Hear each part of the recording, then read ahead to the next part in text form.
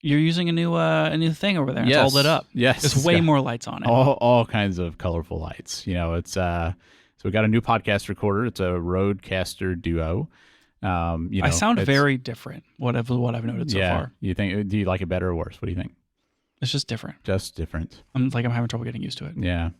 Well, we can keep adjusting it, or maybe you'll get more used to it. We'll see what happens. But it's like they say in the Bible. You can't put new wine into old wineskins. So sure. Felt like New Year needed to have a new podcast recorder. So here we are.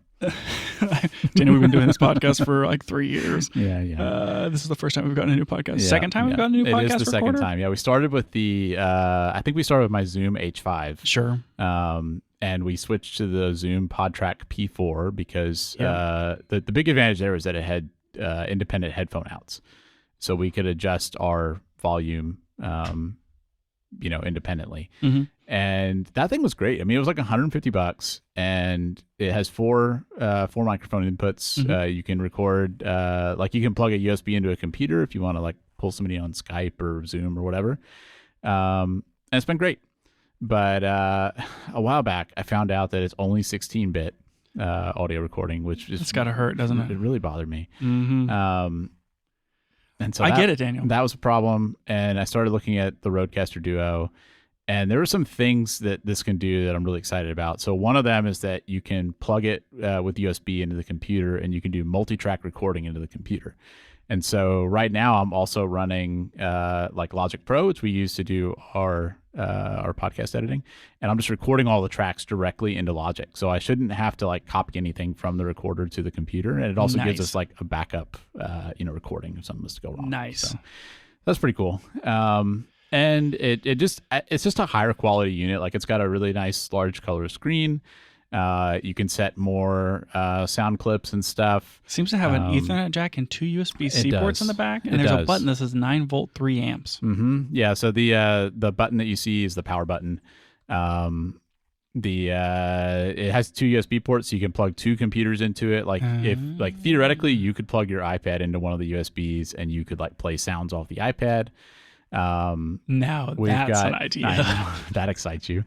We've got the headphone jacks. You can hook it up to the network and stuff. So it's pretty cool. It also has a Kensington lock. Mm-hmm. Yeah, in case you if you had like in a studio or something, you might not want people running off with that thing. Does your MacBook Air have a Kensington? No. They don't put things like that on there. They used to put them on Macs. Did they? Yeah. I don't think I ever had one with it. I'm pretty sure my 2008 MacBook Pro that I bought from somebody. Okay. Was maybe back had a Kensington. Yeah. Interesting. I wish my iPad had one. Yeah. Do you think I could drill out the size of the USB-C port and then use it as a...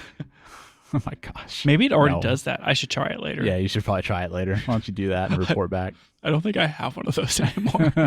I had one in college. When I lived in the dorms, I had one. Had your computer chained down? Yeah, I mean, laptops were valuable back then, man. We run off with that thing. Yeah, back then laptops were valuable. Yeah. Well, now everybody has one. That's the difference. I don't know. For now, I mean, with the price of RAM. That's true. True. Anyway, one thing I think's kind of notable about the Rodecaster is I'd originally gotten a used one on B&H, which we talk about used camera stuff a lot and buy used camera stuff a lot. And I don't know, I saved $80 or something off of the full retail price. Yeah. And I got it and I was able to test it and stuff and it worked fine. And then we were getting ready to record with it and I tried turning it on, just wouldn't turn on. Just didn't want to come on. Did you at any point did you see the magical smoke escape it? No, I didn't see that. And like the screen lights up, and you'd see the loading bar go to like 90% to sit there. And I looked online. Apparently, this happens to a lot of people with this thing. And some advice said, like, leave it unplugged for 24 hours or 48 hours or something and turn it back on. I'm like, this is ridiculous. So I tried that, and that didn't work. And I contacted the company, and they had me try some things. And then, to their credit, to Red's credit, they were like, here's an RMA. You can send this back in. And I thought about it, but then I was like, I just bought this thing from B&H. For one thing, I bought it used, and I don't know if Rode's going to get weird about that. But also, like, I literally just bought it. I don't want to mail this thing to Australia, and who knows how long it'll take before I get it back. And so I just returned it to B&H and bought a new one. So I paid the extra $80 to get a new one. And that's what we're using now, and it's been working so far. So and now we're just waiting for that one to now stop loading at 90%. Well, we've still got the Zoom and the other. I've got it on a shelf, so if we need it, we can pull that out. But hopefully this will work, because I think this one does sound a lot better than the one we were using before. It at least sounds different. I think it sounds a little better. So.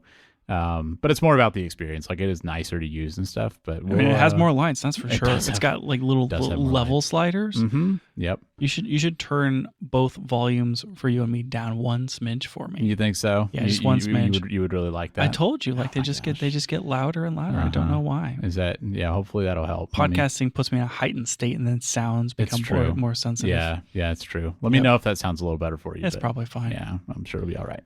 Well, this is really cool. I guess we'll see if anyone can tell the difference. Yeah, or probably not. Yeah, I'm gonna use it for a few weeks or a month or something, and then we'll have like a little review of it or something. But sure, yeah. Well, anyway. That's pretty good. I think that how you felt about the 16-bit thing is maybe how I feel about 422 10-bit open gate. I think it is. It's very similar to that. Like, it even if you can't tell the difference, it just hurts you inside. Yep. Which is why I can never buy one of those Lumix cameras.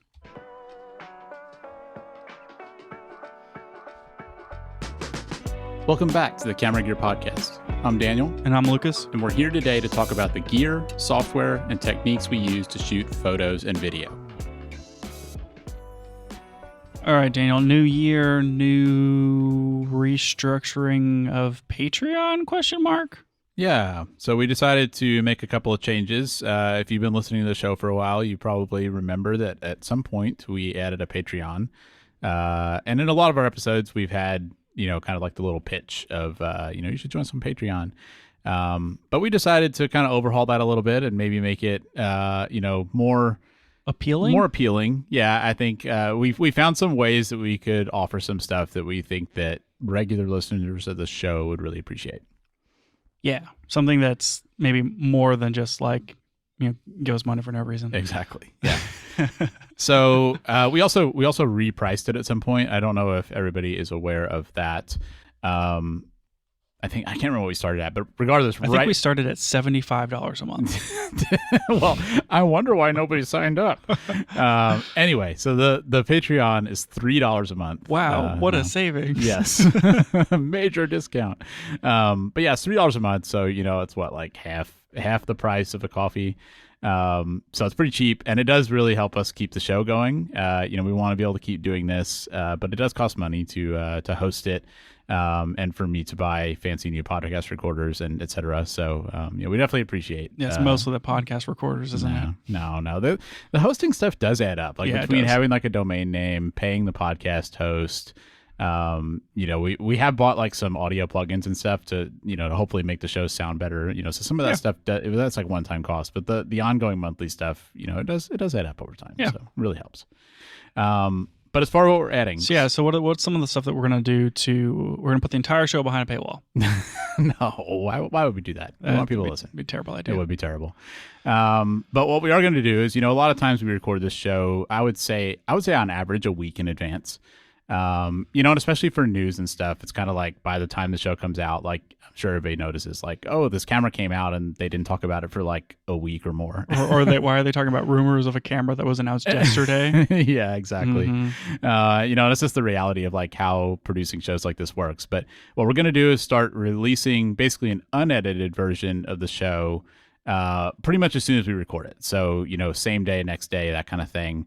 So one thing you'll get on the Patreon is like the ability to get the shows as soon as they're recorded, which, will be quite a bit of advance notice, I think, over like the public. Yeah. So that'll be like an irregular release schedule, whereas the shows will continue to come out on Tuesdays, but for Patreon subscribers, those will be like just in time podcasts. Yeah. And like sometimes, especially if like one of us is going to travel or we know that like there's a busy season coming up, we'll record like maybe 2 or 3 podcasts in a week. And so like you may have booms and busts of podcast weeks on Patreon where you're like, oh dang, there's been 3 Camera Gear podcasts this week. Yep. What a surprise. Yeah. But like I think for the news and stuff, I think that'll be nice. There's so Patreon has the setup where like you'll get a special RSS feed if you're using a regular podcast, like your own podcast app. if using Spotify, you can also connect your Patreon account to it, so you can still get the episodes in Spotify. I think it's pretty clear how to do it. You set it up, right? You tried for Spotify. Mm-hmm. Well, you didn't try it on Spotify, but you got but like RSS if you have a feed. separate RSS feed, you can feed that into anything. Like if you have Pocket Cast or Overcast or whatever, you can basically just search that RSS feed and it pulls it in. So you can do either Pocket Cast, Overcast, Apple Podcast. You can probably do the RSS feed, and then Spotify. I know you can do it with the Patreon thing. Yeah, so that's all pretty good. And then another thing for that Patreon feed. This was all Daniel's idea, not my idea. We sometimes we have more than one pre-show. Yeah. Whose idea would those be? Sometimes where would those come from? Sometimes we have a pre-show, and maybe people who are dedicated listeners don't like the pre-show. We have had people complain about that. They've said, "I tried listening to this podcast, and they were just talking about F1 the whole time." It's not the whole time, Daniel. It's just like those special 40-minute pre-shows where we only talk about F1. Yep. Anyway, we're just gonna go ahead and add those, put those over in the Patreon feed and kind of cut it down to one pre-show. Yeah, so we are still going to have a pre-show before the show, and like you will hear non-camera stuff before the intro, even without Patreon. But some of these times when we have a 15 or 20 minute diatribe before the actual diatribe, good word, right? Some of that we might start putting on the Patreon side just to limit how long the public show is before we get to actual camera topics. So we're not changing anything about what you see in the main show. All the camera discussion is still going to be there, but all the other random stuff we talk about, some of that may be more on the Patreon side. A forceful or bitter verbal attack against someone or something. I feel like sometimes that's how it be. That's almost as bad as whenever I use consternation out of place. I don't think I used that out of place. I'm not saying you did. I'm not saying I did either. Yeah. Daniel. One other thing here. So we also have mentioned that we're going to post like some text stuff on Patreon, and I think we had posted one or two in the past. We're definitely going to try and do better with that. We've already got some stuff scheduled out now. Like currently on the Patreon, there's a written review of the Ricoh GR4. And we've got some other stuff coming up. We're going to try and post like some photos, from like the various trips we go on and stuff, just things that are like kind of related to what we talk about on the show, but maybe stuff that doesn't make sense as a topic. So we're trying to give you a lot of value for your $3 a month is what I'm saying. Yeah. Cool. Yeah. That's all pretty good. So it's on, it's patreon.com/cameragearpod. There's a link in the show description as well. So, we would love to have your support. This main show will not be changing. We'll mention this periodically, but, we're not going to start advertising it like crazy or anything, but we'd love to have your support. Cool. Yeah. One other quick thing while we're sort of on this category of topics. So we're in the B&H affiliate program now too. So, if y'all are like us, you buy most of your camera gear from B&H Photo. And now we have links in our episode descriptions and in the show notes, etc., that are affiliate links to B&H. So if you click those links and buy camera gear, it helps us. So nice. Just wanted to let y'all know. Cool.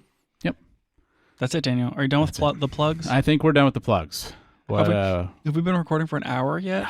Not quite. We're getting there. Dear Lord. Let's get into the real show. That sounds good. Okay.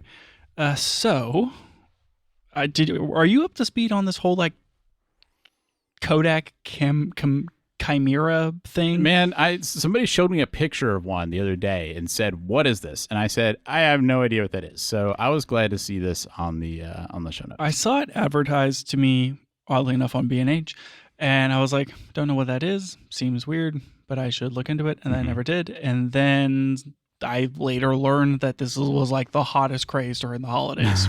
And like you couldn't even get one because they were just super, super sold out.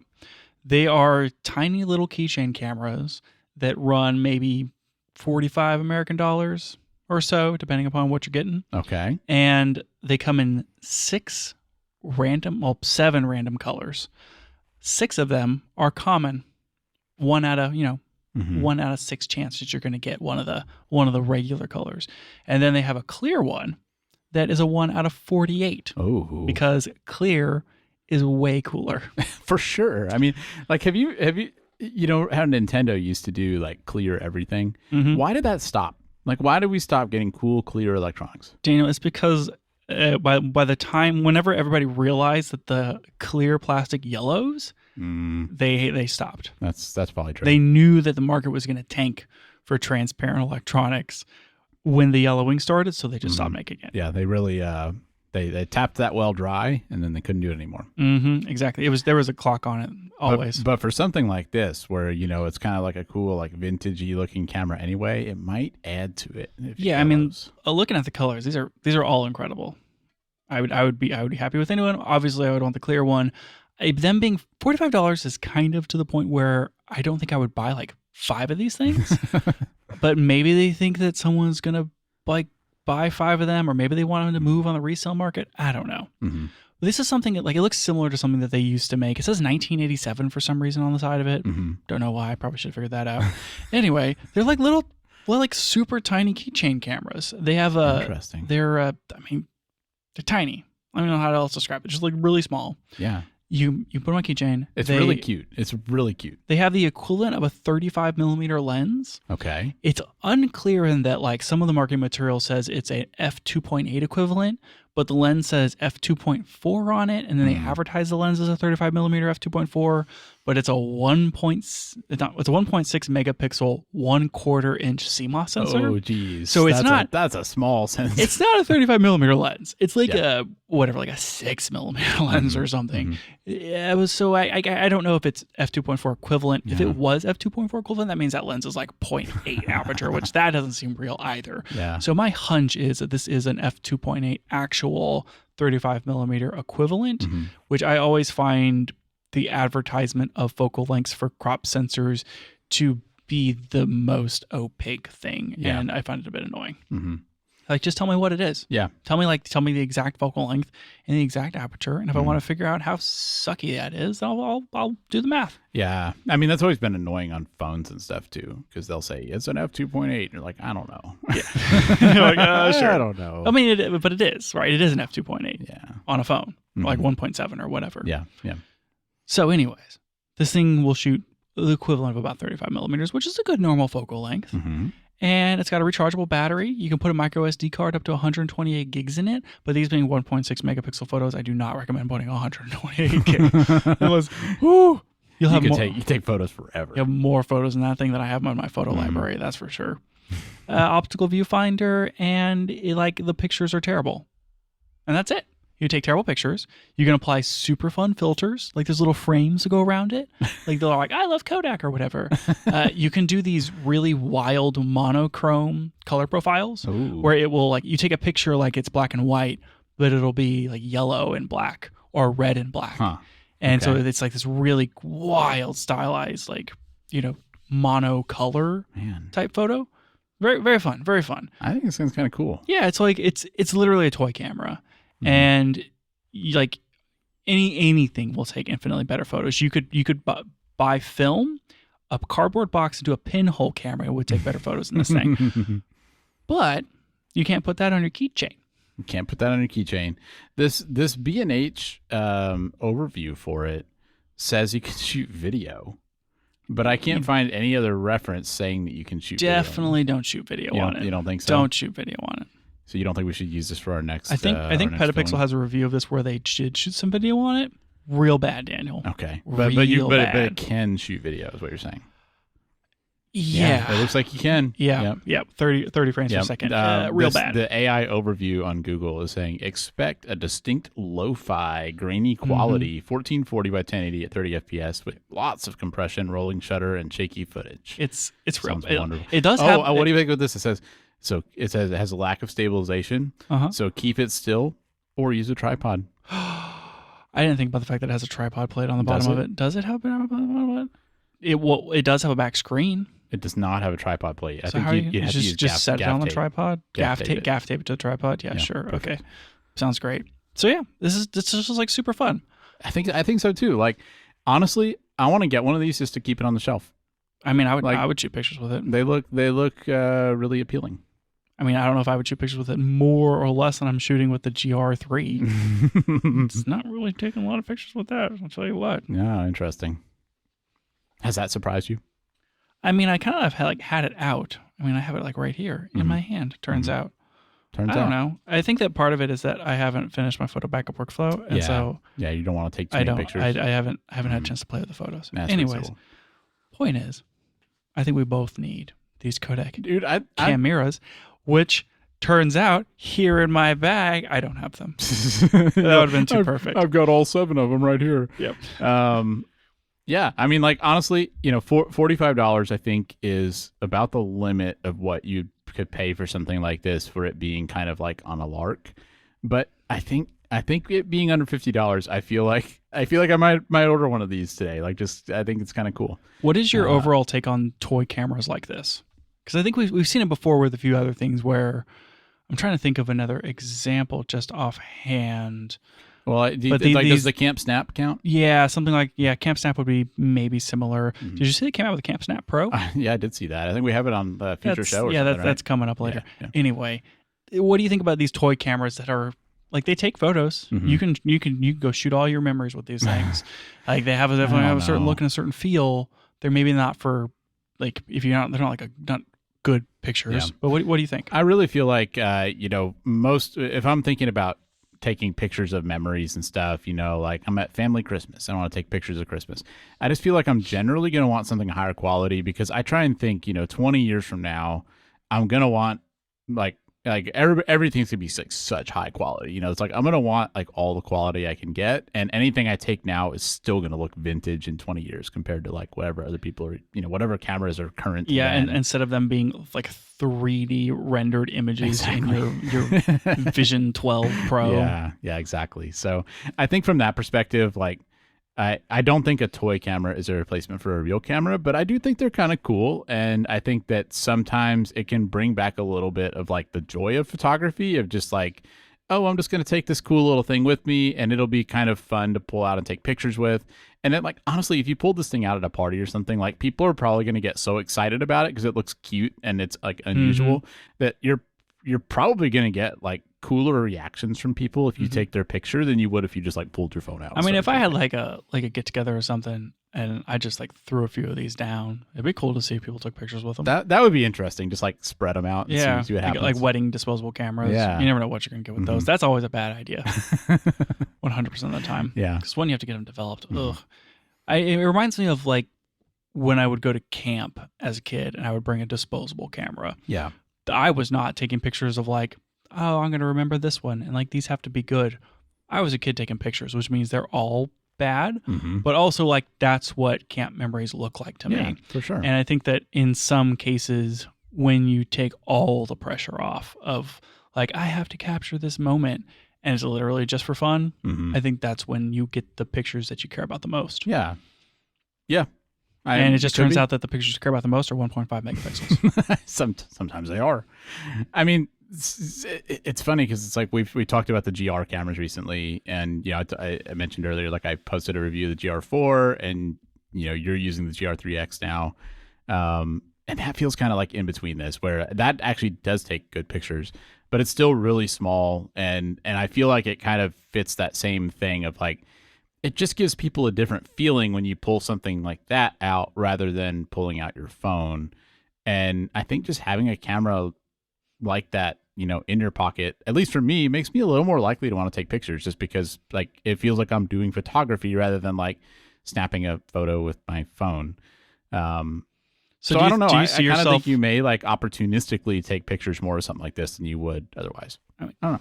To an extent, like whenever I know I need to take a really quick picture, I'm like, will immediately pull up my phone because I know where my phone is and I'm kind of in the habit of pull that out, double click the capture button, take a picture. If you had this on your keychain or on like you're hanging off your Timbuktu bag, which I could totally see myself doing, would you see yourself ever taking photos with something like this? Well, I feel like what's hard about it is I would end up kind of trying to decide like, am I... You would have to decide what kind of picture you want in the moment, and then the moment would pass. Exactly. Like, what is my future for this photo? Is this something I want to post on Instagram as just like, oh, look at this cool thing? Then sure, maybe I want something like this. But on the other hand, that's gonna be like I have to deal with transferring it, and like that's a whole pain. I don't know. I would wager to say that if you're asking that question of yourself when reaching for this camera, this is not the camera for you. I think so too. Yeah. I don't know. I think we may be too into photography to really be able to take very many pictures of one of these things, but I still can't help but want one because it's so cute. I mean, I probably should have bought one of these for everybody for Christmas. You really should have. That would have been the perfect gift for you to buy for people. It's so good. It's so good. Yeah. I'm just going to do it next year. I'm just going to go ahead and buy like 10 of these. And now I got Christmas figured out. You might as well. They say the box says 1987. So it's not I'm just going to go ahead and put 6 of these in my cart right now. I should probably go ahead and add those capture clips to my cart as well. Do you think if you put, I have an idea here. Buy them as gifts, but you carefully open the boxes. Sure. And you get the clear one. Oh my God, Daniel! If I got a clear one, whoo, boy, I'd be the coolest guy. You would. It'd be so cool. Yeah. All right. Neat little. How did you say you heard about this? You saw it on B&H? I think it was. Yeah, it was like on the homepage or something. They're like, you would be into this. I'm like, yeah I would. You know what? You're right. Would. I like it. Good call. And I like Kodak doing things like that. Yeah. Like keep it interesting. Mm-hmm. Make a film camera. Yeah. They do make little tiny film cameras like those E35s or whatever. Mm-hmm. More film cameras.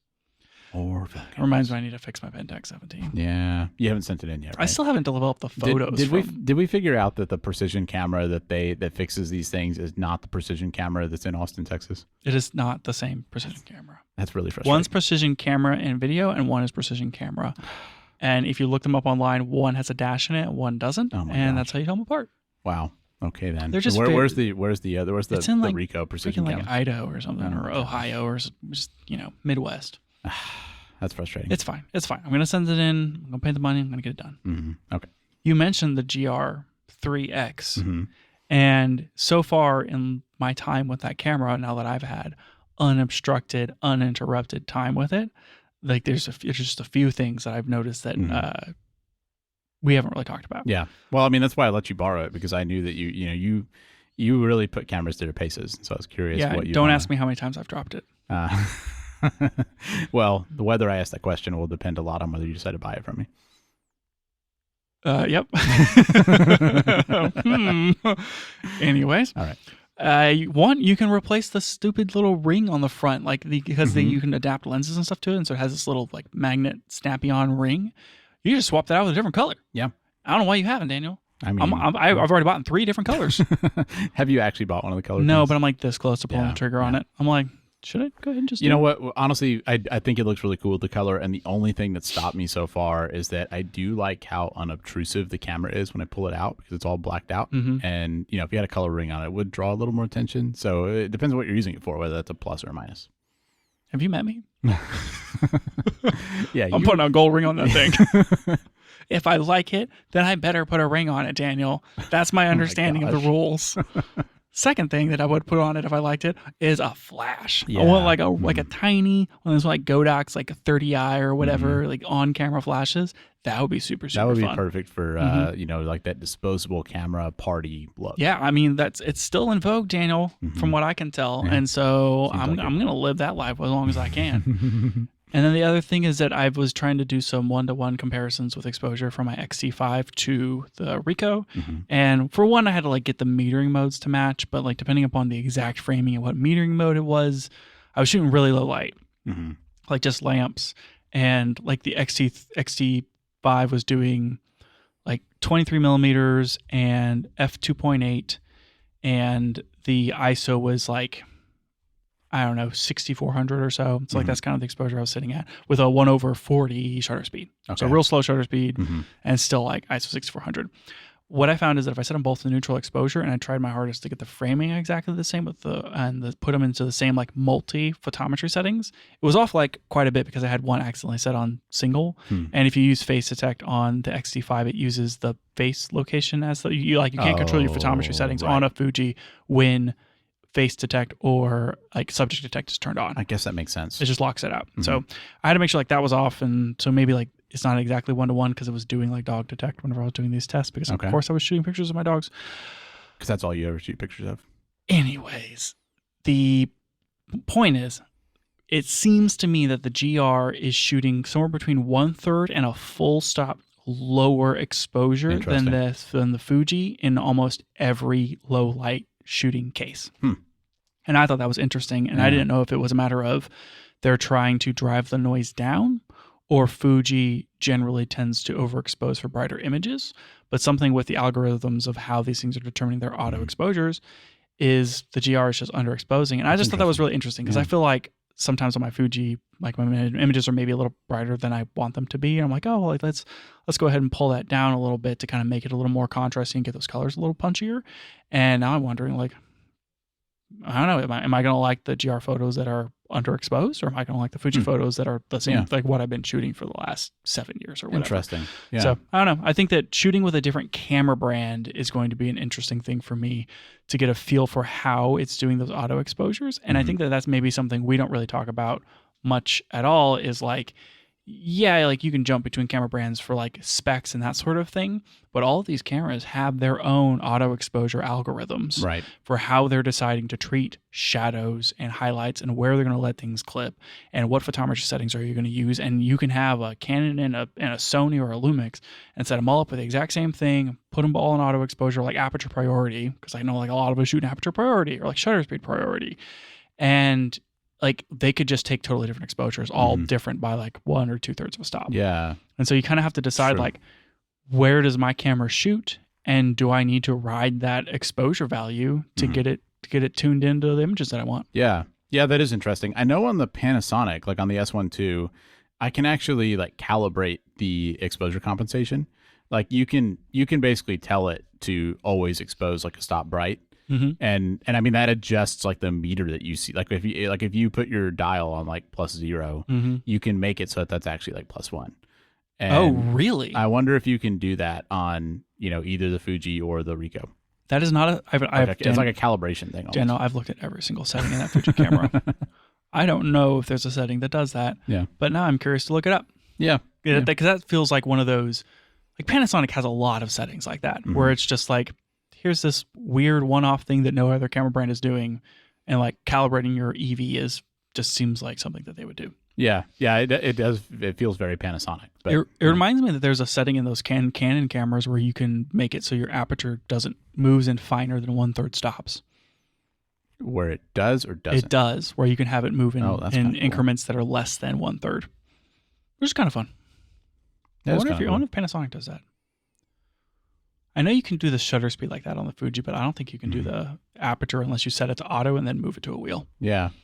I don't know. I mean, most of the time, like, do you really need to be able to adjust it on that fine of a... It's more of like a video thing. Yeah, I guess so. Yeah, being like able to... having a clickless aperture. Yeah, like if any RF lens that you're going to shoot is going to have that aperture ring. And so if you have your aperture ring set to aperture, which I feel like I would do, maybe not. Yeah. I mean, you set it to like ISO because you're a maniac.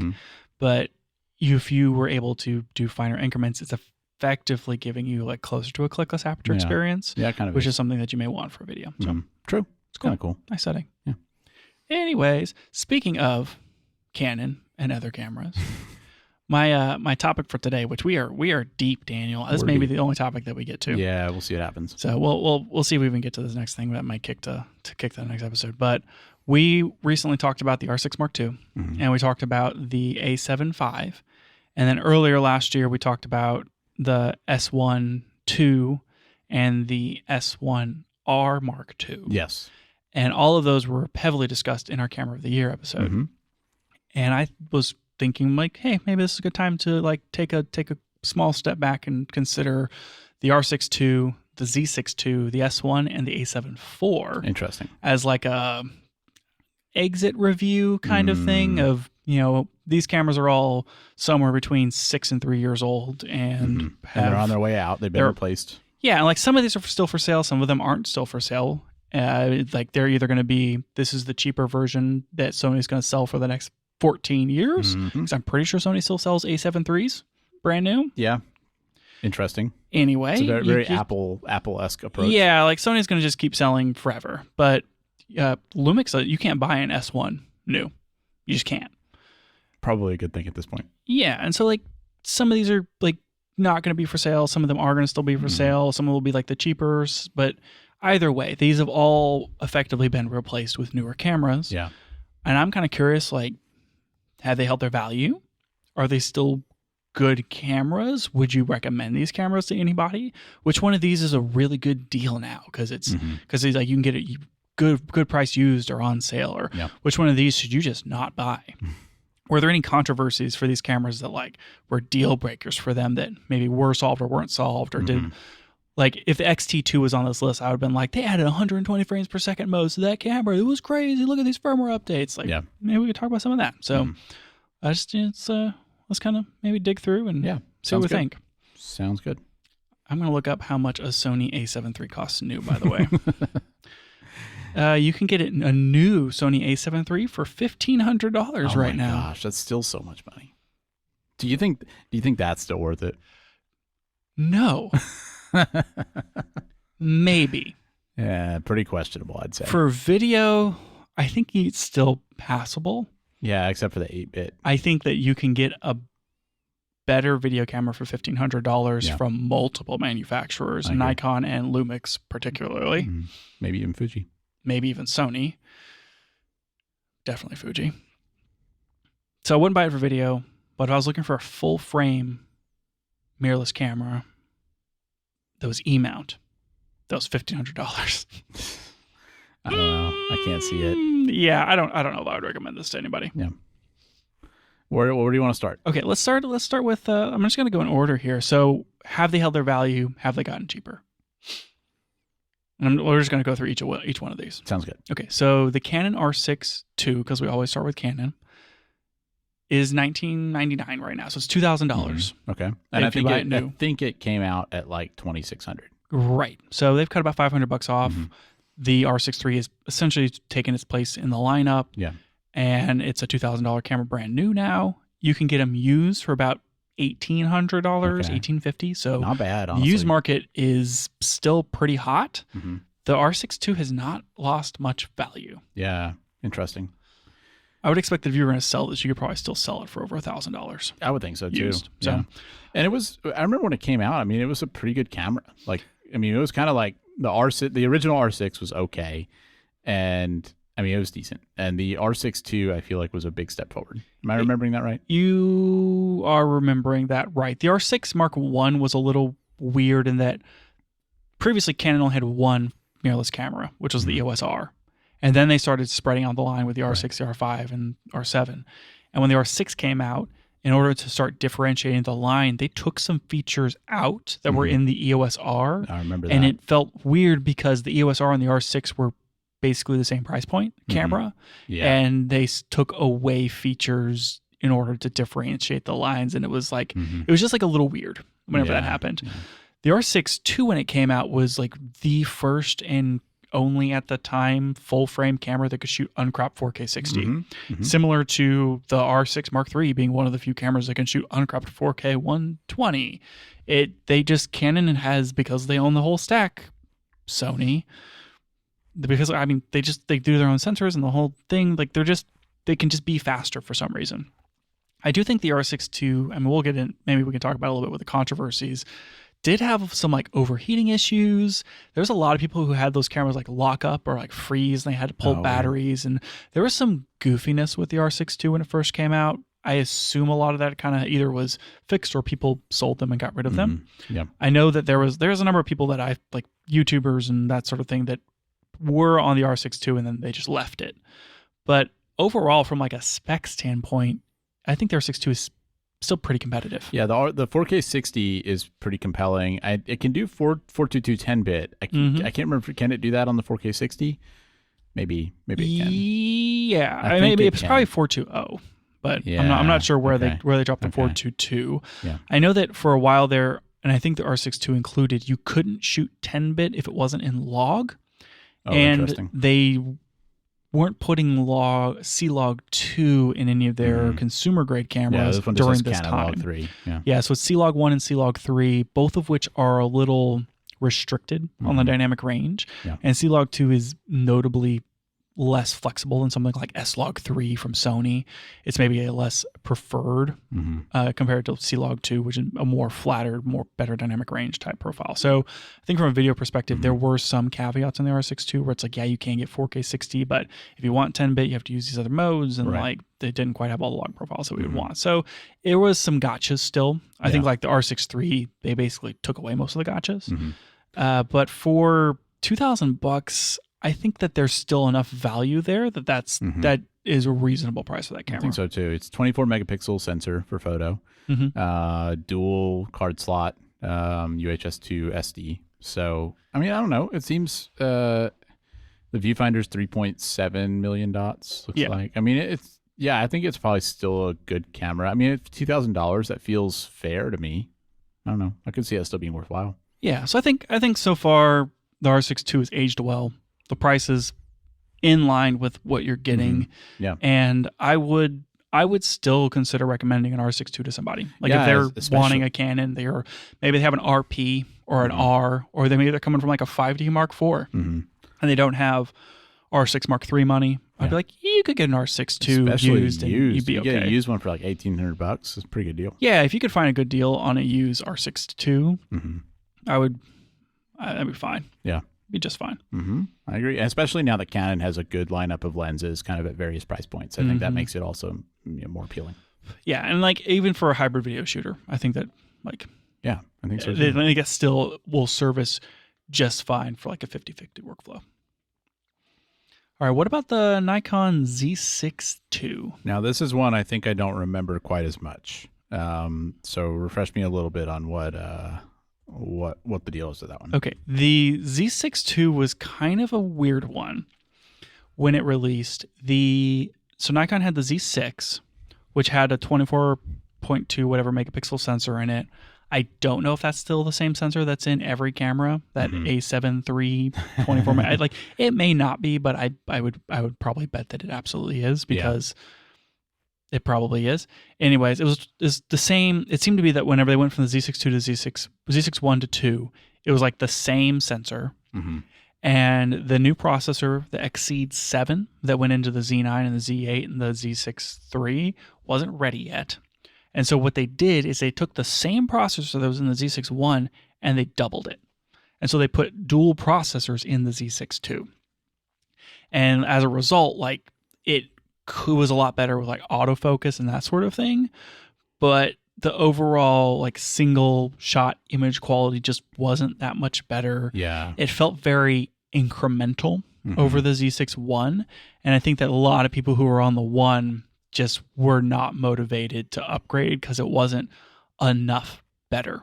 Yeah. Yeah, it kind of seems like that. I mean, even for video, I'm seeing 420 8-bit, up to 4K up to 30 frames per second. Yeah. I mean, you can shoot like great. raw external and that sort of thing. And like, it was fine, but it wasn't like great. I think that, like the R6 II was a better camera than the Z6 II. Yeah, for sure. I mean, but it was more expensive too, right? Now, the Z6 II I think launched at $2,000. You can still buy it new for $1,500. So roughly the same price drop, but used those things are going for like $1,000, $1,100. Yeah. So on the used market, a Z6 II has gotten to be like an $1,000 camera. It's substantially cheaper than its competitor at the time, which was the R6 II. Yeah. Right now I'm seeing on B&H there's one that's like condition 9 minor surface marks and it's $1,100. So that's a lot cheaper than something like the R6 Mark II. Yeah, and I thought that I wrote down when these things shipped, but I think that the R6 II came out maybe a year after the Z6 II. Yeah. It looks like 2022 for the R6 II and 2020 for the Z6 II. Okay, yeah. So it was like the R6 II was 2 years newer. Well, that makes sense then. But like fall versus spring kind of thing. Substantial. So I think that like from a value standpoint, the Z5 II is the same sensor that's in the Z6 II, but with the Exceed 7. And so it has a better processor, has all the new focus modes, has better video specs, better IBIS, and it's just like more feature rich across the board. The only thing that the Z6 II has the Z5 II doesn't is CF Express. Yeah. I think the Z5 II is dual SD, which for what it is, maybe better anyway. I feel like I'd rather, on a camera like this, I would rather have dual SD card slots. Like I like the CF Express when you're shooting, huge video files, but if you're doing mostly photo, I'd rather have SD. I think that the Z6 II, like it's come down in value, but where it is in its value proposition, I would almost 100% recommend the Z5 II over it. Yeah. Like I don't think anyone should really be buying a Z6 II at this point. unless you can get it for less than $1,000. Yeah, I mean, I do feel like the price is getting low enough where it's like at $1,000, what would I recommend over it? I would say if you can stretch $500 more, buy a Z6 II. Is what I would tell somebody. Yeah, because you're going to get the better autofocus system and the better processor, and it's going to be a better camera. But if you can find the Z6 II for $800, sure, yeah. If you can get it for under $1,000, that's when I would say this camera is a really good deal.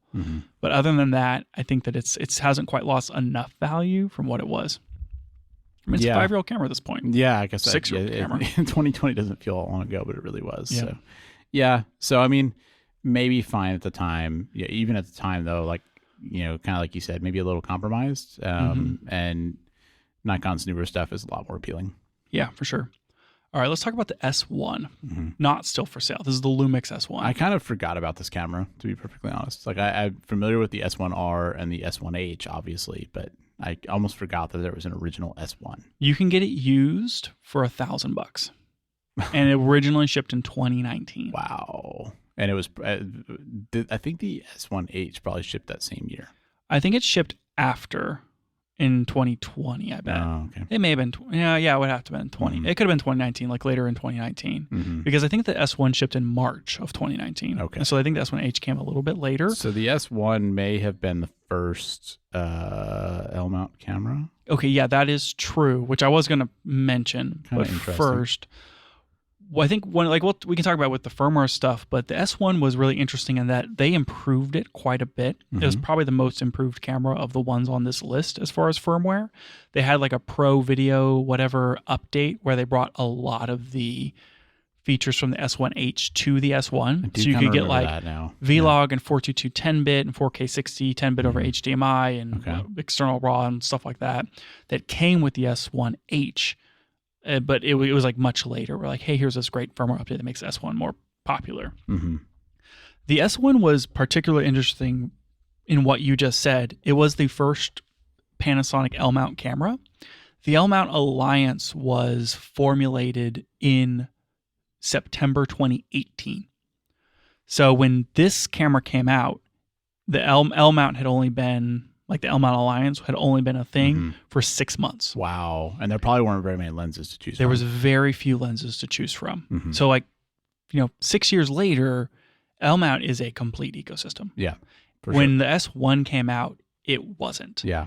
And I forget that. I forget how whenever we were originally talking and thinking about the S1H and the S1, it was like, these seem great, but like the lens lineup isn't quite there yet, and it's just the autofocus isn't quite there yet, and blah blah blah. Like, sure, contrast detect is fine for photo, but like these are more video cameras and blah blah blah. And like I think there was a lot of growing pains for Lumix in these original S1 lines, even though from ignoring the autofocus, they were really good cameras. Yeah. They had really good features in them. Yeah, I think the mount was a real struggle at first, and now it's not that way. But yeah, I mean, I remember thinking you'd basically have to buy an adapter and adapt, other lenses to it. The other thing was the original S1 was huge. Yeah, it was like the size of a DSLR. Like it had a full on LCD on the top of it. Like it was a big camera. Yeah. Well, and the S1H was the same size. With the S1 II, they definitely decreased the size. They made it closer to a normal mirrorless camera.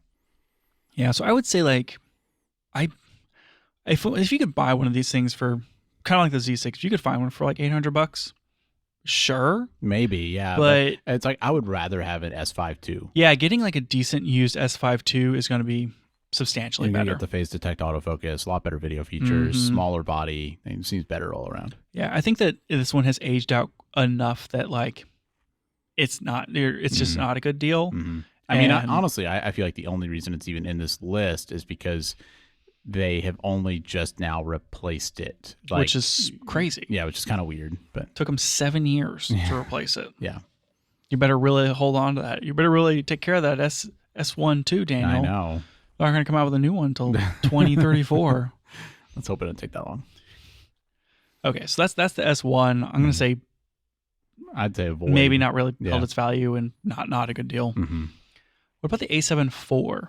You can still buy that brand new for $2,500. Well, because it's only just been replaced. It was replaced like less than a month ago. But they didn't drop the price of it, Daniel. It's still $2,500. Yeah, they'd be real happy if you bought it for that. Mm-hmm.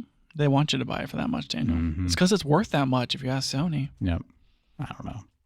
I was never that excited about that camera when it came out. I mean, I thought it was fine, but I think the A7 III, we talked about this when we talked about the A7 V, but the A7 III was such a splash, and I feel like the A7 IV was still a really good camera, but it wasn't like, it didn't blow people away the way the A7 III did. Yeah, I tend to agree, and we've talked about that quite a bit. I think from a standpoint of has it held its value and like is it a good deal now? I think from a photo standpoint, if you're taking single photos with mechanical shutter and like that's mostly your speed, you don't need super high burst rates like 20, 30 frames per second, and you're not too worried about like rolling shutter in video. Like the A7 IV is still a decently good camera, and it can take 33 megapixel photos. So like, that's a nice resolution for a photo camera. Agreed. I just think that it like $2,500 still. Yeah. If the A7 IV was like $1,900, like just like $1999.99, like put it like right under that 2,000 mark, I would say that's a good deal. Like I would recommend an A7 IV to somebody who just like needs an E-mount camera and they're mostly taking photos. That's a great deal. Go get it. Interestingly, though, the used price on B&H, you can find them used for like $1,900, which is close. Yeah, it's a little more, but it's close to the used price of an R6 Mark II. So that makes me feel like the market has decided that this is about as valuable as an R6 Mark II. I would agree. Just that Sony's being stubborn in pricing it at $2,500. Sure. And with the way that the used camera market has been, I mean, there may be people who just need a new A7 IV to go into their lineup. Sure. And there may not be a used one out there for them. And now they have to pay $800 more for the new one. Yeah. A little annoying. Yeah. I mean, I'm looking at a used one here on B&H that's like friggin' $1,800. That's a good deal. Like for $1,800, sure. I would say, go for it. That's probably a good deal. Especially when it's only $300 more than an A7 III. Exactly. Blah, blah. So I would say I think Sony is still attributing too much value to this camera, but it seems like the market has it right where I feel like is about where it needs to be. Yeah, so. I think so too. Yeah. And like it being, if you're looking for a used camera from this era, this is still the highest resolution option for that mid-tier camera. And it may be the highest resolution full-frame camera you can buy for less than $2,000 used. Yeah, I bet you it is. I mean, even now, the new A7 V it's about the same megapixels. It's like 30. So how much do you think a used S1R costs? I think it's it's like $1,200 or something, isn't it? $1,280. Yeah. And that one's 47 megapixels. I forgot that they dropped the resolution just a little bit. Yeah, that one would be mostly photo, though. I can't remember what the video specs of that are. Oh, I wouldn't shoot video with it. Yeah. It does have a 5.76 million dot screen EVF, though. That might be a good deal, Daniel, if you only need contrast. Sure. Don't get one of those. No. Don't do it. You can get here's a used S1R II for $2,970. Gotta keep my eyes on those. Anyway, so I think that like looking at this list, probably the R6 II is maybe kind of held up the best. I think so. The A7 IV right behind it, and then the Z6 II and the S1 are probably just no-goes. Yeah, that's kind of how I feel. Yeah, it seems like Lumix and Nikon had they price their cameras lower generally, and so usually you're getting a more economical camera, and then they seem to have already replaced. Where they've replaced these, mid-tier cameras with their low-tier cameras at similar price points. Yeah. Whereas Sony and Canon are just happy to keep selling the old camera as the next level down. Exactly. Like for the S1, I feel like the S5 Mark II, even though it's like a lower-tier camera, basically is better. So it's like, just get that. Like, I don't know. Yeah, it's like it's the same thing with phones, right? Like some companies will say like, it's the conversation of is a current generation mid-range phone as good or better than 1 or 2 year old like top of flagship phone. Yeah.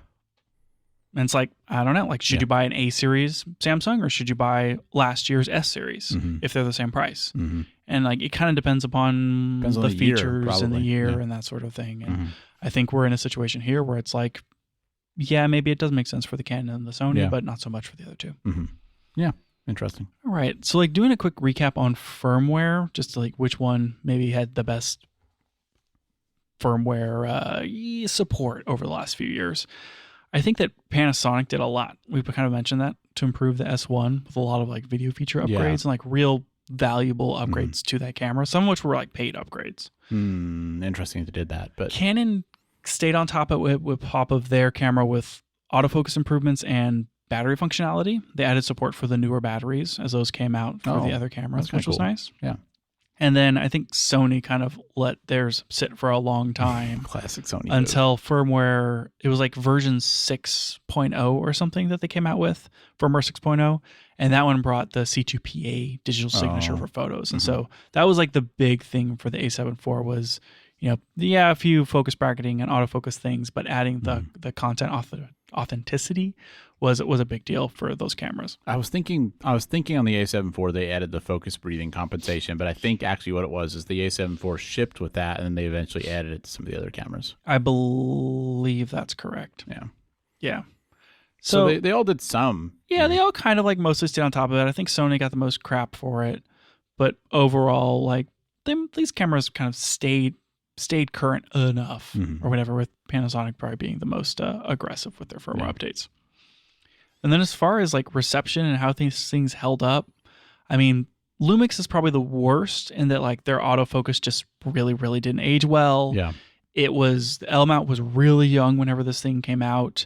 And so I think that it didn't have a huge like reception. Like a lot of people didn't just switch to L mount for this camera because like the lenses weren't there. It was the first one. It wasn't great on autofocus, but the video features were really good. And I think that it was kind of, you know, first to market woes for the Lumix. And I also think the S1 series kind of overstayed its welcome. Where like it was a good like year or two that people were really impatiently awaiting the updates. Yeah. And so they're just kind of old now. Yeah, definitely. So I think that didn't super age well, and the reception was a little timid. Whereas now it's like the base has been built. The new S1 II, S1 R2, and S5 are like great cameras with very little like caveats. Right. I agree. What about for the Canon? I feel like I think the R6 Mark II is a pretty big upgrade for them. I think it made a splash when it came out, kind of like the R5 II. Yeah. Because they came out with that R6 and R5 original ones, and you know, it was kind of this new direction for them where they were kind of like splitting R mount into more cameras and like going more pro with R mount, and the R6 was kind of like, you know, the prosumer one. But you know, we mentioned like they had some problems like with the overheating and stuff. And I don't know, I feel like the R6 II, you know, was like a pretty big upgrade for them, and I think it made a splash just with like the 4K 60 uncropped and such. Yeah, I think that it was a good reception, and that like the R6 II and the R5 were maybe a little tricky because of the overheating, and like there was still a lot of complaints about like, hey, how come you didn't bring C-Log 2, or like these few handful of features, or why does it like take these view assist off whenever I start recording. There was some few weird caveats that it feels like Canon has come around with on their next generation of cameras, and has started giving those features to us that we've been asking for. Yeah. But I think there was a lot of like nitpicks around the R6 II lineup that maybe were some caveats at the time. However, it was a big upgrade over the R6 I, where like the R6 III is more of an incremental-ish upgrade over the R6 II. So, even though the R6 III is like super good. R6 III is super good. But yeah, I don't know. I think it was pretty decent all around. Like I think the R6 III is more of a slam dunk for Canon than the R6 II was, but I think the R6 II is a good step forward. Agreed. And then for the Sony, the A7 IV, we've kind of already touched on it. I feel like the A7 IV was a great upgrade, but it was a step back in rolling shutter performance, and I think it got really overshadowed by things like the ZV-E1 and the A1 and the R5. Yeah. It kind of A7 R5. Jeez, it kind of wasn't an exciting camera. I mean, it was good. It was a good camera at the time, and I think it's held up well over time. But it just, I don't think it's. I think it's been overshadowed with features that it never got through the rest of Sony's lineup. Yeah, it does seem like that. Even though they did add some in firmware updates, but maybe not enough. Yeah, maybe not enough. But there wasn't really any huge, like, other than the sensor speed, any big gotchas with the Sony over time. Like, it wasn't like this. There was a huge controversy that came out after the A7 IV release where it's like, oh, and this one now like doesn't do this thing, or it like super overheats, or this feature is really broken. I think the main thing I would say is it didn't have the AI features. Right. Like the ZVE1 came out and had all that AI framing stuff, and now like all new Sony cameras have that, and that felt like one of the biggest things maybe that it was lacking. It was obviously only apparent once newer stuff came out that had it. It was kind of like the last one of the generation of cameras without those features, and it's just been a lot of waiting for that to get fixed. Yeah, which they finally have in the A7 V. Yeah, and then for the Nikon, as far as the reception, I think that the Z6 II was a bit lackluster, and I think there was a lot of people who just didn't upgrade. Yeah, like I know my dad had the original Z6, and then they got a Z6 III. Yeah, my dad had a Z6 as literally his path. He had a Z6. Z6 II came out, and he's like, meh. And he was like, should I upgrade? I'm like, no, you shouldn't. Yeah. There's not really a good reason to.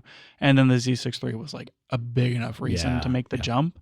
I don't know. The Z6 II is just kind of a weird one. Yeah. I think that it was not enough of an upgrade at the time. So that's kind of proven out with like its value over time, I guess.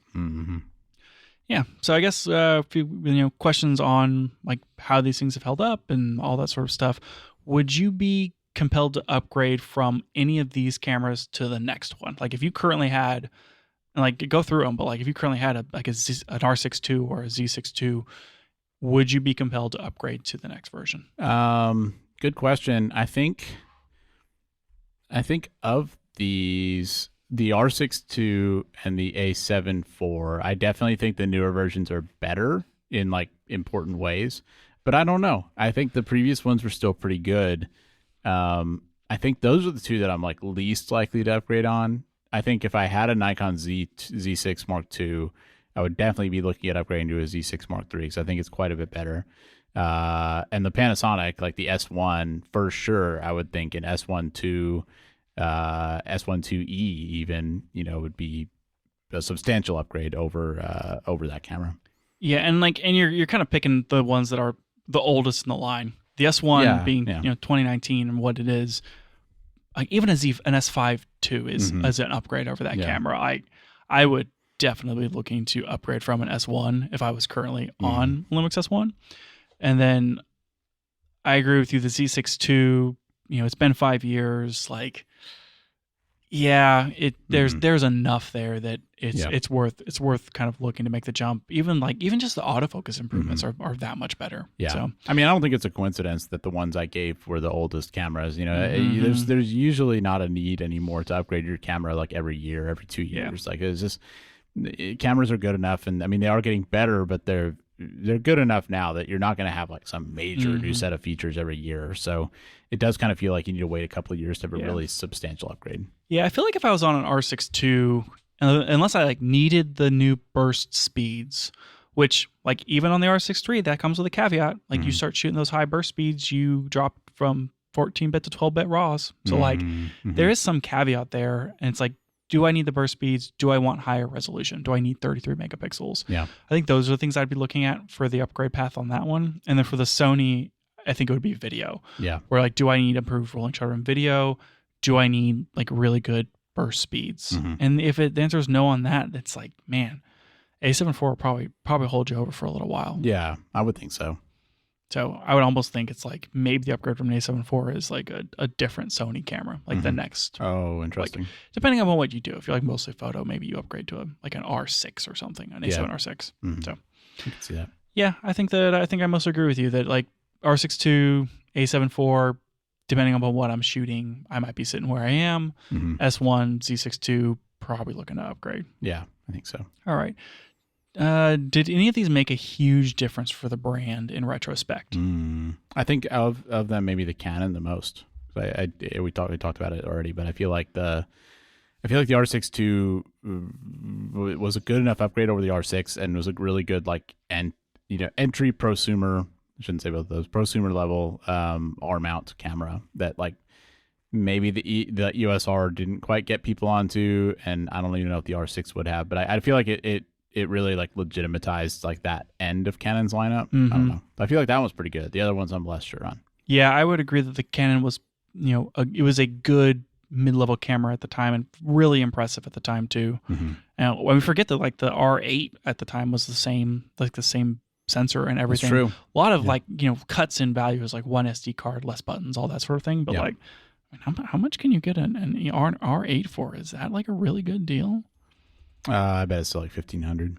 Let's see. New, it's $1,300. Whoa. Used, $1,150. That's a pretty good deal, Daniel. That might be a better deal than a Panasonic S1. That's a pretty good deal. I mean, like it's really limited. Yeah. As far as like the features of like just using the camera, but if you only care about the sensor. Yeah.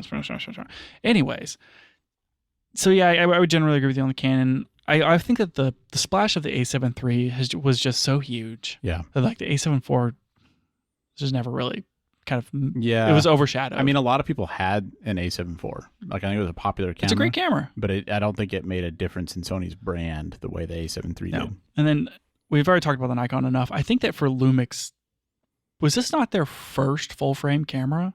Oh yeah, I bet it was. Yeah, because L mount was like their first. It was their first L mount camera, and I do think that was their first full frame. I think so too. Yeah, maybe the S5, but probably not. No, I think it was the S1. It's like in that perspective, like it was probably the most impactful camera across the brands. Yeah, I guess maybe so. I mean, I don't know how many people bought an S1. That's the only thing. But I do think it maybe got people to pay attention to what Panasonic was doing. Right. I mean, before that, they were the Micro Four Third company. Yeah, that's true. And it's like that's true. Also, like the video camera company. Yeah. Coming like, hey, we're gonna step into full frame.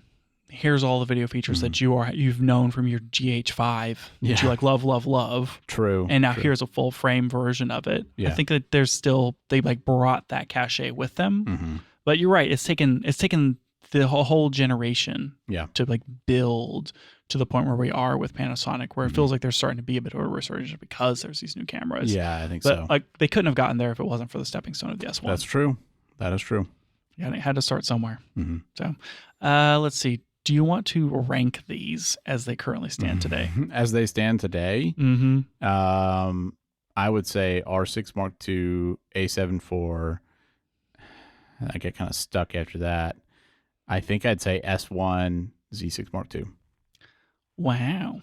Yeah. What do you think? I think I would put the A7 IV first because it's higher resolution, and I think S-Log3 is better. I would rather have S-Log3 over C-Log 2 and sacrifice the 4K 60. Because you can get 4K 60 with a crop still, even a rolling shutter kind of sucks. I think I could agree if we're comparing used prices. Yeah, used prices. New price, no way. But I would probably still take an A7 IV over an R6 II, but it would be a hard sell. Yeah. And then I think I want the phase detect autofocus in the Z6. So I'm going to put Z6 II followed by the S1. Interesting. Yeah. Yeah. We're definitely agreed on like which are the top two and which is the bottom two. Yeah, for sure. Yep. It's definitely definitely that. And those are like pretty mature ecosystems. I think those are the ones of like, hey, I'm looking for a used camera. Like those are great ones to look for. Yeah, I mean, Fuji obviously is also like a pretty good brand, but yeah, and that's something we'll talk about more when inevitably, hopefully, ideally, the new XT6 comes out this year, or the XH3. Yeah, maybe we can talk about that at some point with what the rumors are and stuff. But yeah, I mean, obviously, like these four brands that we've talked about today are kind of four of the really big ones. And I mean, I guess like when I look at this overall, it feels like it's kind of what I said. Like I think cameras are getting better every year, and the newer versions of these are all are definitely all better. I mean, some more than others. Like Panasonic, had their S1 having been released so long ago. Obviously, it's a bigger delta between the two, but it's simultaneously like cameras are getting better every year, but I still just don't feel like you have to upgrade every new generation. Like I feel like most of the time you can skip a generation and probably still be okay. Which is interesting in that, cameras aren't a new every year. They're like new every 3 years or 4 years, depending upon. I mean, we go in, we look at these cycles, and the R6 was 2022 to 2025. So 3 years on that one. The A7 IV was 21 to 25. So 4 years for that one. The S1 was 6 years. And the Z6 II was 5 years. Yeah. And like I think that the ones before that, they were all like 2017 maybe time frame, right? Yeah. 2017, 20. This feels like a particularly long gap between releases. There was a long gap, and we don't know how long the gap's like. Is it going to be 5 years again before the next one? It could have been a COVID setback though. It could be COVID setback. Could be like camera advancement has slowed down. Like I don't know if it's a matter of like because the advancement slows down. Maybe these companies want to stretch that out because they know that people aren't going to upgrade every year. Yeah. Every 3 years maybe makes sense, especially if you're making money with your camera. Sure. But like every 5 years now, it's like, it's been 5 years since I've replayed. Like, I've upgraded this. It is funny that machine. But even with the gap being so big, all of these, I'm like, yes, I would rather have the newer one than the old. I would rather have an A7 V than an A7 IV. But do you like $800 want an R6 III over an R6 II? Exactly. That's why I'm saying I feel like it's not, most of the time, it's not a huge upgrade. Like if you're going from R6 to R6 Mark III, huge upgrade. Sony Z6 to Z6 III, huge upgrade. But some like going one generation Nikon is not always that much. Yeah. An A7 III to an A7 V is an incredible upgrade. Like really, really good. But also that's 7 years, 8 years, something like that. So I think that like those upgrades where if you skip a generation, like you're getting so much. Yeah. And like maybe coming from these cameras, maybe you stick it out. Like even like, but if you're just like, you're just getting into it, just getting into cameras kind of thing. We always suggest buying used. It's like find a used camera that's like in your price range because you're going to get a lot more for your money. And now that like the newest thing has come out, we're going to start seeing later this year, ideally, an influx in the used market for these cameras. So these used prices should come down even further because like the R6 III and the Z5, like not the Z5, the A7 V and the R6 III. Like just came out. Yeah. Right. And so like looking at the used prices now, maybe not so much, but next summer, maybe you can get an A7 IV for $1,500. Yeah. And if that's the case, like, yeah, great. That's a fantastic deal. And I think that these are going to be really appealing for a lot of people at those like used price points. Yeah. And then, 3 to 5 years down the road, maybe buying into the new system, which will be 2 generations newer, will be a huge upgrade as well. Right. Yeah. So yeah, I think there's gonna be good entry points other than the Nikon and the Panasonic. They have replaced their entry points with newer cameras instead. Yeah. So. Yeah, I think so. It's interesting. It's cool to look back and see, how all these things have performed, and it kind of makes it easier to judge the newer cameras, seeing like where they came from. So that's kind of neat. I'm really looking forward to doing the same conversation on Fuji because like I've owned both like their like the XT5 and the XH2S. So it's like when those new ones come out this year, which I'm like, oh boy, chomping at the bit waiting for that. Yeah. I think it'll be fun to talk about those because we'll have maybe a little more first-hand experience. Yeah. Yeah, we've got a lot of Fuji experience, and then you'll be able to judge each feature a little bit more in terms of like what's going to be useful or not. Yeah, so. But that's later. We don't know. We'll talk about that kind of maybe in a future episode. So. Cool. I think that's all I got for this one, Daniel. I think that with the upgrades to each of these over the last, call it 13 months, nice upgrades, maybe a lot more for some than others. I think so. That's it for the show today. Thanks for joining us, and if you liked it, tell a friend so they can check it out too. You can find out more about the show at www.cameragearpodcast.com, and you can find us on Twitter @CameraGearPod. We'll be back with more next week.